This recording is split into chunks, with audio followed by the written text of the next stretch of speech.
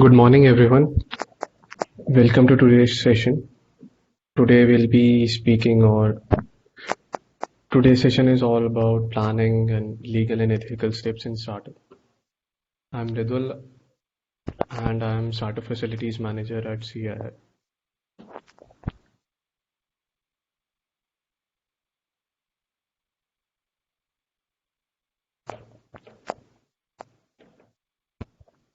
So before we move on to legal steps, this just an introduction. So before that, you should be ready with your business plan. Business plan is you should be comfortable with the long-term and short-term vision of yours, and it should be represented in a business plan. A business plan is somewhere around 50 pages. It has it has all the nitty-gritties of all your business. You cannot create it at the very beginning of your startup idea because you don't really know what exactly going to happen. So in that case, it's advised you start with a lean canvas or a business model canvas, the very short version of your business. And you should definitely identify your key metrics that you will be using to judge how your business or how your startup is going. So it could be your month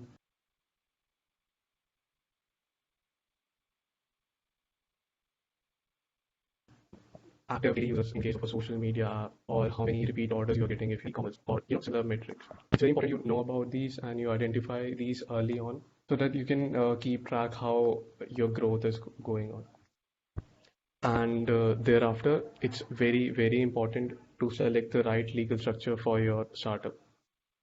A lot of founders make mistakes in selecting the correct legal structure and they face multiple issues later on.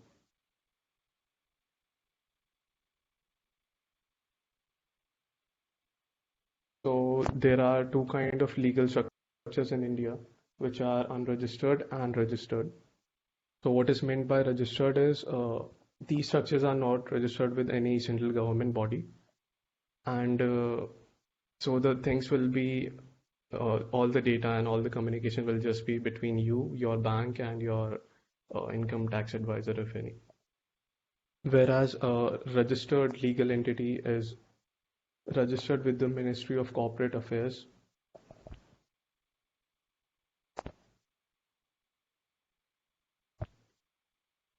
So this is the Ministry of Corporate Affairs website. It has all the information and all the learning resources that you may require. And some of the formalities and forms that you need to fill to register a company could be done online using this website. It also has data and reports on of other companies also. If you want to look at them, you can. This is one of the major difference between registered and unregistered bodies. So unregistered bodies, all your information stays with you, but for a registered body, it will get to the government database, and anyone can search and look at that.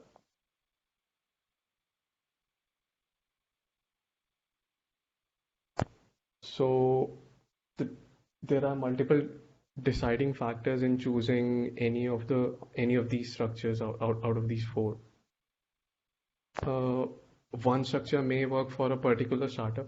It may not work for everyone. So you need to consider all these factors while choosing the right legal entity for your startup.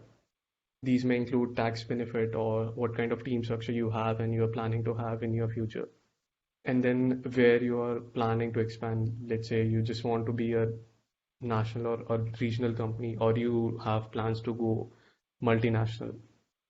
And then what kind of liabilities you and your partners want to have. And then again, residential status plays a major role. So the question is, we are going to discuss about why to register, why to incorporate, but why it is important. So for branding of business, incorporation of legal entity is crucial. It'll help you secure your trademark and logos and all the brand identity. It is important to separate out income and expenditure of business from your personal. And if you want to add any co-founder, you should incorporate. And if even if you want to share ESOPs with your employees, then you should be a registered legal entity. And for investment, exit, loans on behalf of company, all these things require you to be a registered legal entity.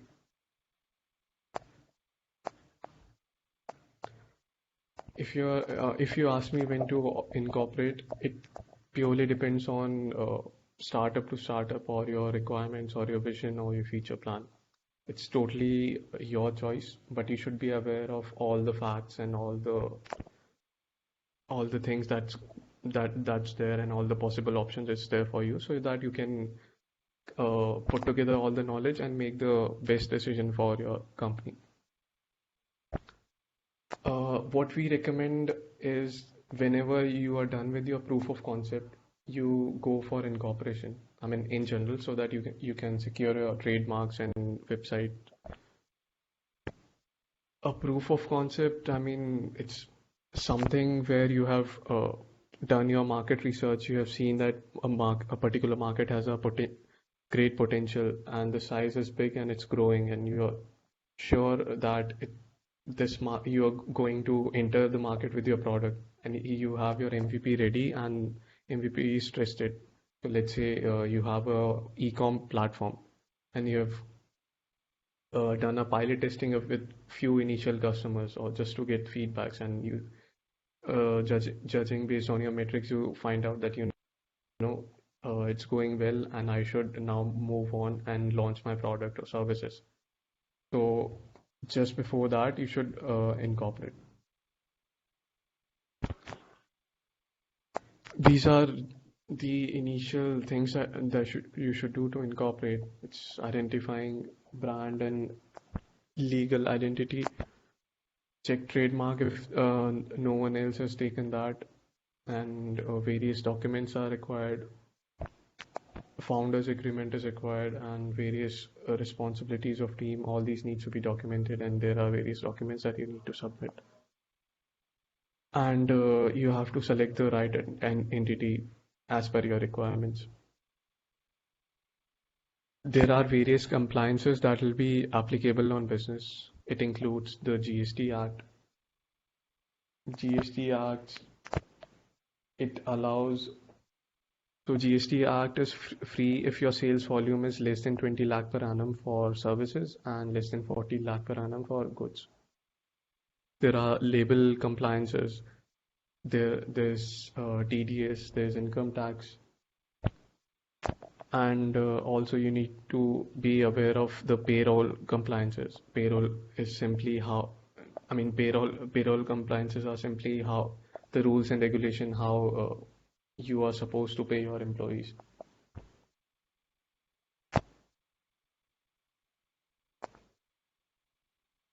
So as we discussed, there are 4 legal entities in India.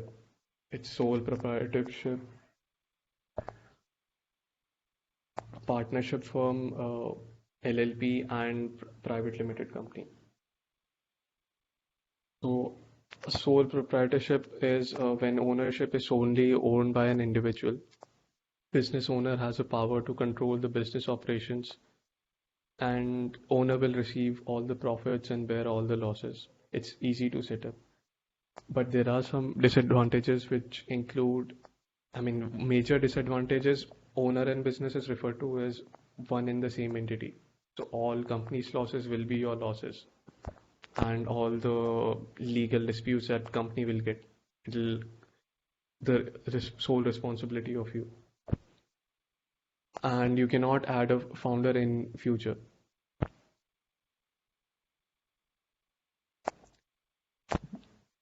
The process is also quite simple. You just have to decide your trade name, do a registration under Shop and Establishment Act, GST, etc., or then open a bank account and get CA certificate. No separate PAN card is required, and it's the easiest way and the way with the least compliance. The partnership, if you want to start your business with partners, two or more partners, partnership firm allows you to do that. It allows you to share costs and responsibilities with your other partners. Terms of partnership is recorded in the agreement, and there's a concept called silent partner where someone can just invest money into your startup, and they can they won't play any active role in the company. Again, it's easy to set up. There are some disadvantages, which are suppose any of your partner got you into some legal dispute, or any of your partner is done something which is not legally or ethically good, or it's not good for your brand altogether, then it'll be responsibility of everyone. There's unlimited liability, and benefit of slab rate taxation is also not applicable. Process process is something like you have to draft a partnership deed, print on stamp paper to execute by partners, then you have to apply for PAN, and then open a bank account in the name of partnership firm, and that's it.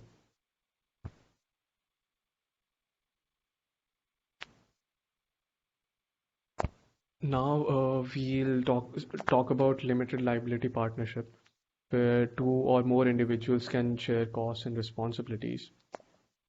Terms of partnership is recorded in partnership agreement, and it is a registered entity, so it will be registered with Ministry of Corporate Affairs.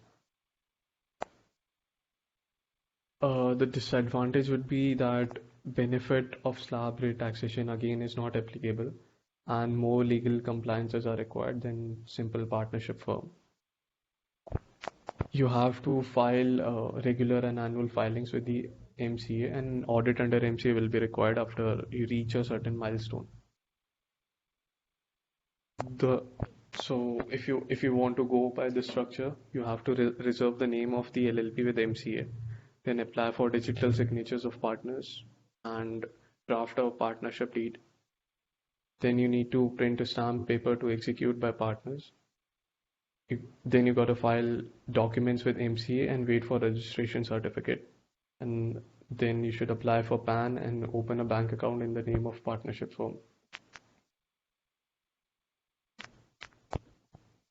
And finally, we have private limited company. Most of the startups towards when they become big, they are usually private limited company. So a private limited company is a separate legal entity. It is a company ruled by charter documents, the MOA and AOA. It can be as small as a person, or it could be very big. It could spread across nations. Ownership usually is broken into small units. It's called shares. Those who buy shares are called shareholders.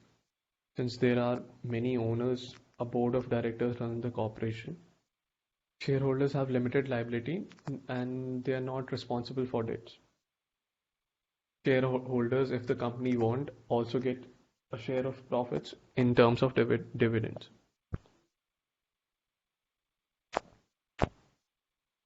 The best advantage of this is no individual have the complete liability, or no individual is responsible, or no individual has to bear the cost of losses himself or herself. It's all on the name of the company. All compliances, all legal dispute, everything will be on the name of the company. The disadvantage are there are double tax on net profit if company is giving dividends. So first the company has to deduct profit on its net profit. First company has to deduct the tax on its net profit, and then if they're giving dividends, so the owners will again get their tax deducted on dividends. There are various restrictions like loan cannot be given to unrelated person, and regular and annual filing with MCA is applicable. Audit under MCA is also required, but from the very first day itself. Also, the exit or winding up this company is not easy. It's a big step. There are series of steps.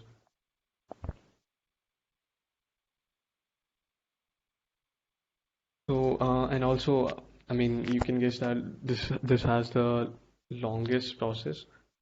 So, if you want to establish a private limited company, you first got to check the trademark and reserve the name of the company with MCA. You have to apply for digital signatures of all stakeholders. File the application with MCA, including MOA, AOA, ID, Aadhaar, proof, etc.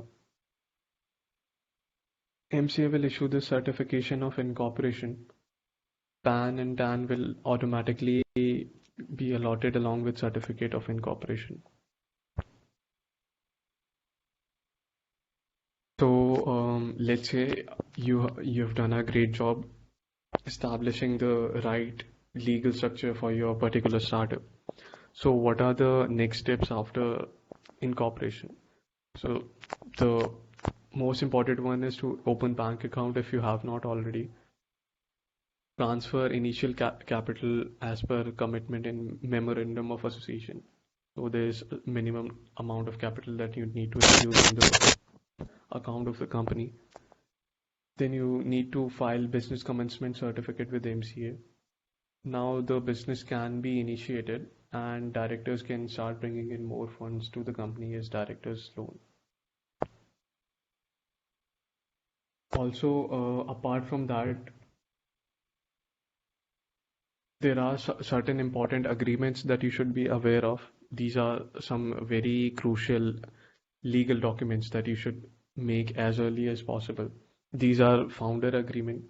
So it'll be founder agreement allows you to properly know who's gonna own how much percent of the company, and there won't be any dispute later on. And there are also certain terms and conditions that you can specify in this agreement. You should definitely have a contract with your client or vendors and with your employees.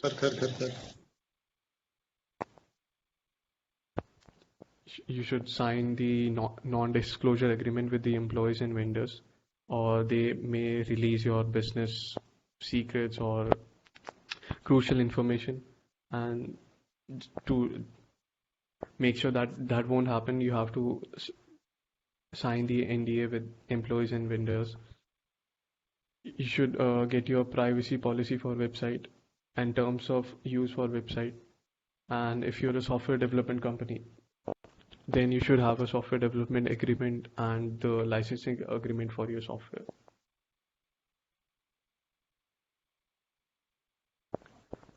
Thank you so much. I hope that you have learned a lot during this session, and I hope that you won't make any mistakes regarding the legal structure or registration of your company.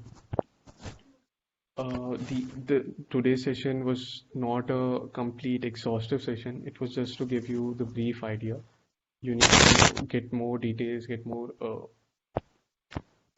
more terms and conditions from the MCA website, and it's advised to consult a legal consultant and a CA before moving ahead with